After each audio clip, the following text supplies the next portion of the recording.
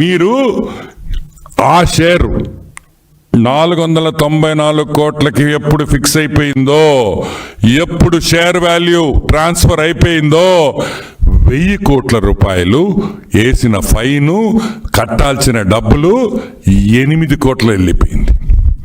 1000 ఎక్కడా, 8 కోట్లు ఎక్కడా అని నేను మనవి చేస్తా ఉన్నా. ఇది కరెక్టా? అప్పటికి ఈ శ్రీకాంతం వీళ్ళందరూ ఎవరు పీకేఎఫ్, శ్రీధరన్, సనాతనం ఎలా ఒప్పుకున్నారు అని మేము అడుగుతున్నాం కన్సల్టెంట్ని. అసలు మెడ్రాస్ నుంచి కన్సల్టెంట్లు ఇక్కడికి రావడం ఏంది? ఆంధ్రాలో కన్సల్టెంట్లు లేరా? ఏపీ గవర్నమెంట్ ఇండియాలో ఆంధ్ర రాష్ట్రంలో చార్టర్డ్ అకౌంటెంట్స్ ఉన్నారా లేదా అని మేము ప్రశ్నిస్తున్నాం. అంతే గవర్నమెంట్ డిపార్ట్మెంట్ చేయొచ్చు కదా, ఎందుకు చేయించలా? ఏం గవర్నమెంట్ మన ఫైనాన్స్ డిపార్ట్మెంట్లో ఆడిటర్లు లేరా? ఫైనాన్స్ డిపార్ట్మెంట్లో పనిచేసే ఆడిటర్లు ఉన్నారా లేరా? ఉన్నప్పుడు నువ్వు ఎందుకు చెన్నై నుంచి తీసుకొని రావాల్సి వచ్చింది? ఎందుకంటే విజయసాయి రెడ్డి చెన్నైలోనే అతను ఒక చార్టర్డ్ అకౌంటెంట్గా, పనికి మాలిన చార్టర్డ్ అకౌంటెంట్గా అక్కడ ఉండేవాడని కూడా నేను మనవి చేస్తా ఉన్నా. ఈరోజు మీరు చెన్నై నుంచి చార్టర్డ్ అకౌంటెంట్లు తీసుకొని వస్తారు, ముంబై నుంచి తీసుకొని వస్తారు, కానీ ఆంధ్ర వాళ్ళని మాత్రం తీసుకురారనే విషయం మీరందరూ గుర్తుపెట్టుకోవాలి. ఈరోజు అదే రాజీవ్ చతుర్వేది, అదే కన్సల్టెంట్ రోహిత్ చతుర్వేది, ఆయన కాకినాడ డీప్ సీ పోర్ట్ మీద ఒక వాల్యుయేషన్ వేశాడు. దీంట్లో ఫాస్ట్గా చెప్పేస్తాను, ఎందుకంటే ఇది టెక్నికల్, మీకు అంత నచ్చకపోవచ్చు. డిస్కౌంటెడ్ క్యాష్ ఫ్లో అనే ఒక system, comparable market multiple approach అనే 2 విధానాలుగా జనరల్గా ఒక ఫర్మ్ వాల్యుయేషన్ చేస్తాం. ఎనీబడి ఎవరైనా ఒక కంపెనీ కొనాలంటే ఈ 2 విధానాల్లో వాల్యుయేషన్ చేస్తాం. వాళ్ళు ఇచ్చిన వాల్యుయేషను యావరేజ్ వాల్యుయేషన్ 6,123 crores ఆ కంపెనీ వాల్యుయేషన్. యావరేజ్ 6,048 crores రెండో వాల్యుయేషన్. అంటే కేవీ రావు కేఎస్పిఎల్ 40% 41% స్టేక్ వచ్చి 2,689 కోట్ల రూపాయలు, 2,689 కోట్ల రూపాయలు షేర్ని మీరు 400కి దొబ్బేస్తారా? 494 కోట్లకు తీసుకుంటారా? 2,689 కోట్ల షేర్ని. ఈరోజు నేను అడుగుతున్నా, సరే అది కూడా ఒప్పుకుంటా, కేవీరావు పిచ్చోడు కాబట్టి, కేవీరావు విషయం తెలియదు కాబట్టి, కేవీరావు అమాయకుడు అనుకో మీరు చెప్పే వాదనలో. సింపుల్ పాయింట్, ఈరోజు ఆ మీరు పెట్టిన 496 కోట్లలో ఆల్రెడీ లాస్ట్ ఇయరే మీకు 380 కోట్లు వెనక్కి వచ్చేసింది కాకినాడ డీప్ సీ పోర్ట్ నుంచి.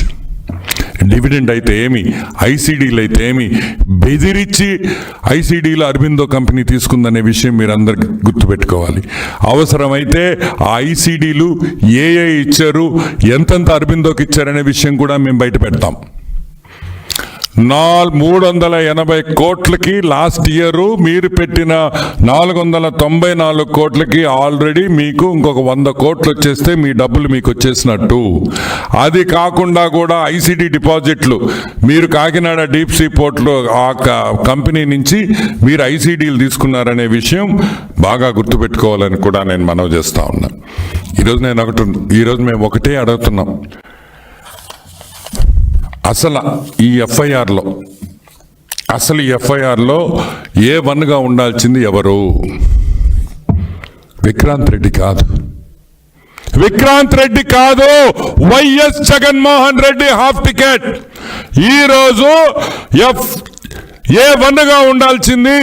ఈ విషయం నేను సిఐడి డిపార్ట్మెంట్కి, డిఐజీ గారికి, డీజీపీ గారికి అందరికీ నేను మనవి చేస్తున్నా.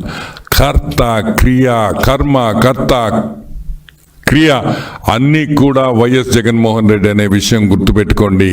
వైఎస్ జగన్మోహన్ రెడ్డి అండ లేకపోతే కేవీ రావు ఈరోజు ఈ పరిస్థితుల్లో ఉండేవాడు కాదని కూడా నేను మనవి చేస్తా ఉన్నా. ఒక్కసారి గుర్తుపెట్టుకోండి, వెంటనే ఎఫ్ఐఆర్లో వైఎస్ జగన్మోహన్ రెడ్డి A1 కింద నమోదు చేయాలి. ఎందుకంటే ఇది జరిగిన ఈ కుట్ర తాడేపల్లి ప్యాలెస్ లో బయట కాదని కూడా నేను మనవి చేస్తున్నా. 1000 కోట్లు 8 కోట్లు అయిందంటే, ఫైన్ అయిందంటే అది జగన్మోహన్ రెడ్డి హస్తం కాకుండా ఏ విధంగా అయిందనే విషయం మేము ఈరోజు ప్రశ్నిస్తున్నాం. వెంటనే వైఎస్ జగన్మోహన్ రెడ్డి A1 గా ఈ కేసులో ముద్దాయి వేసి వెంటనే అరెస్ట్ చేసి అతని ఇంట్రాగేషన్ చేసి వాస్తవాలన్నీ బయటకు తీసుకురావాలని కూడా ఈరోజు మేము డీజీపీ గారిని కోరుతున్నాము. ఇంకొక విషయం కూడా, ఇట్ ఈస్ నాట్ ఏదో డబ్బులు కంపెనీలు కాదు. ఈరోజు ఆంధ్ర రాష్ట్రంలో ఒక్క ఇండస్ట్రియలిస్ట్ని మనం రమ్మంటే వణికిపోతున్నారు భయంతో అని కూడా నేను మనవి చేస్తా ఉన్నా. ఈరోజు ఎవరినైనా పెద్ద కంపెనీ వాళ్ళకి రాండి అంటే మాకు ఇక్కడ స్వేచ్ఛ లేదు, భయము. ఈ విధంగా జరిగింది. జగన్మోహన్ రెడ్డి టైంలో కత్తులు గిత్తులు బెదిరింపులు డబ్బులు మేము ఇక్కడ ఈ ఊరంటేనే ఆఖరాకి పెద్ద ఆఫీసర్స్ కూడా వచ్చేదానికి సిద్ధంగా లేరంటే ఈరోజు చంద్రబాబు నాయుడు గారు బతిమలాడాల్సి వస్తుంది. ఈరోజు ఏపీ గవర్నమెంట్ ఇండస్ట్రియలిస్ట్ని బతిమలాడే పొజిషన్లో మేము ఉన్నామని కూడా నేను మనవి చేస్తా ఉన్నా. మేము రాము లేదు, మారిపోయింది, ఇక్కడ స్వేచ్ఛ ఉంది, రాండి మీరు ఇండస్ట్రీస్ పెట్టుకోండి అని కాళ్ళు పట్టుకునే పరిస్థితుల్లో ఈరోజు ఈ ప్రభుత్వం ఉందని కూడా నేను మనవి చేస్తా ఉన్నా. ఇంకొక విషయం, నెలలు వద్దు, అన్ని ప్రూఫ్లు ఉన్నాయి. ఏ విధంగా జరిగింది మేము ఎప్పుడో చెప్పాం. వెంటనే వీళ్ళని అరెస్ట్ చేసి వెంటనే వీళ్ళు మళ్ళీ రకరకాలుగా కోర్టులకు పోయి సుప్రీంకోర్టుకు పోయి ఈ నాటకాలన్నీ లేకుండా వెంటనే దీన్ని క్లోజ్ చేసి వీళ్ళని జైల్లో పెట్టాలని కూడా నేను డీజీపీ గారిని మనవి చేస్తున్నా. ఎందుకు పెట్టాలి? ఒక ఇండస్ట్రియలిస్ట్ తప్పు చేసిన వాళ్ళు జైలుకి పోతే మిగతా ఫ్యాక్టరీలు పెట్టుకునేవాళ్ళు, మిగతా ఇండస్ట్రీస్ పెట్టుకునేవాళ్ళు కొంచెం ధైర్యం వస్తుంది. జగన్మోహన్ రెడ్డి నిజ స్వరూపం బయట పెట్టాలని మనస్ఫూర్తిగా కోరుకుంటున్నాను. Any questions? కేవీ రావు సైలెంట్గా ఎన్ని రోజులు ఎందుకున్నారు? కేవీ రావు సైలెంట్గా ఉండేడు కాబట్టే భూమి మీద ఉన్నాడు. కేవీ రావు సైలెంట్గా లేకుండా అని బాగుంటే అని కంప్లైంట్ వేసుంటే ఈరోజు దాన్ని ఏమంటారు, 3వ సంవత్సరం దినం ఏమంటారా, వర్ధంతి, 3వ వర్ధంతి చేసుకునేవాడు. కేవీ రావు తెలివిగల్లోడు కాబట్టి, ప్రాణం మీద ఆశ ఉండింది కాబట్టి, బతకాలని ఉండింది కాబట్టి అన్నీ మూసుకొని, అన్ని పైన కింద అన్నీ మూసుకొని గమ్ముగా ఉండేడు కాబట్టే ఈరోజు కేసు పెట్టగలిగాడు అనే విషయం మీరందరూ గుర్తుపెట్టుకోవాలి. ఇంకొక విషయం, ఈరోజు సాక్షి చూస్తుంటే నవ్వు వచ్చింది. మా పొట్టోడు ఫోటో వేసి తెలుగు సినిమా మసాలా స్క్రిప్టు, తనపై నమోదైన ఎఫ్ఐఆర్ పై విజయసాయిరెడ్డి, కేవీ రావు బెదిరించినట్లు ఆధారాలు ఉన్నాయా? ఇప్పుడు నేను ఒకటి అడగతా, అరే బెదిరించినట్లు ఆధారాలు ఉన్నాయి, ఇప్పుడు నేను చెప్పిందంతా ఏంది? నీ ఆస్తి అంతా నువ్వు ₹1 ఆస్తి రూపాయికి ఇచ్చేస్తారే నాకా? ఇస్తావా? నువ్వు ఇస్తావా? మీ హాఫ్ టికెట్ జగన్మోహన్ రెడ్డి ఇస్తాడా? అంటే ₹1 ఆస్తి రూపాయికి ఇచ్చేస్తా. నీ కొంప రాసిచ్చి హైదరాబాద్లో చెక్ పంపిస్తా, 6 నెలల తర్వాత వేసుకొని నేను కొంటా నీ ఆస్తి, కానీ 6 నెలల తర్వాత రూపాయికి. ఇవన్నీ మాటలు కాదు. కాకినాడ ఇదిగో ఇంకొకటి, అంతా బాబు కుట్ర, డబ్బులు తినేది మీరు, కుట్ర మాత్రం బాబుది. ఈరోజు మేము అడుగుతున్నాం, ఒక పోర్టు సక్సెస్ఫుల్గా నడిపే పోర్టుని కూట్నీళ్ళకి కూట్నీళ్ళకి కొనేశారు మీరు. కూట్నీళ్ళకి కొని అది బాబు కుట్ర, బాబు గారికి ఏం సంబంధం అని మేము అడుగుతున్నాం. ఈరోజు కేవీ రావు వచ్చి ఈ విధంగా బెదిరించారని చెప్పారు కాబట్టే ఈరోజు ఎఫ్ఐఆర్ నమోదైంది. అయినా కానీ నాకు మాత్రం ఒక నమ్మకం ఉంది, ఇది కాకపోయినా తొందరలో వేరే కేసులో నువ్వు డెఫినెట్గా జైలుకి పోతావని కూడా నేను మనవి చేస్తూ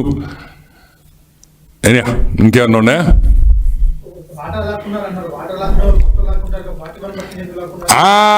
కేవీ రావు అదృష్టం వాటా. Okay, I just repeat the question, మీకు వినిపించిందా లేదో. వాటా లాక్కునే వాళ్ళు 41% లాక్కుంటారు. 41% ఎందుకు లాక్కుంటారు? 51% లాక్కుంటారు కదా అంటారు మన జర్నలిస్ట్ సోదరులు. ఈరోజు మేము అడుగుతున్నాం, కేవీ రావు అదృష్టవంతుడు. ఆ కేవీ రావుని ఆ వెంకటేశ్వర స్వామి కరుణించాడు. ఆ 48% ఎక్కడుందో తెలుసా? ఇక్కడ లేదు. 48% అమెరికన్ సిటిజన్స్ దగ్గర ఉంది, అమెరికా కంపెనీస్లో ఉంది, అమెరికా నేషన్లోనూ ఉంది. ఆ అమెరికాలో 48% ఉంది కాబట్టే ఈరోజు ఇంకా కేవీ రావు ఆ కంపెనీలో ఉన్నాడు. లేకపోతే Kakinada deep sea port gate కాడ పెట్టించుండేవాడు, మంచి యూనిఫారం వేసి. జగన్మోహన్ రెడ్డి, శరత్ చంద్రారెడ్డి వస్తే సెల్యూట్ కొడతా.